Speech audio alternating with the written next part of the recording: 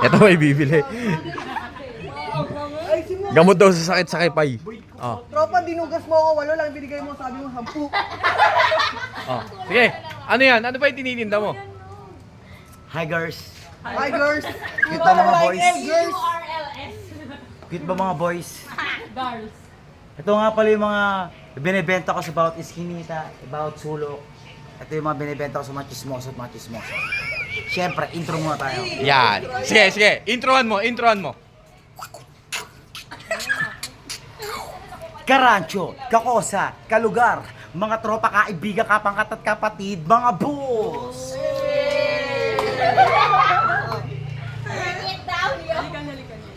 Hello, importante sa akin yung hindi nyo ako pinagtabo yan o hindi nyo ako pinalis na parang aso at hindi nyo ako sinungitan. Ramdam ko naman na hindi kayo bibili sa akin eh. Hindi, bibili kami. Magkano ba yan? Magkano ba yan? 40. Oh, sige. Introduce mo yung tinitinda mo. Introduce mo yung tinitinda mo. Sabi mo Gamot sa sakit sa... Mali. Mga pantapa sa kepes at tipay. Joke lang yan siya. Ginawan ko siya. sa gusto magkakipay? Ginawan ko siya ng intro kasi napakahirap tong ibenta tong hinayupak na to. Kaya ito ang intro niyan.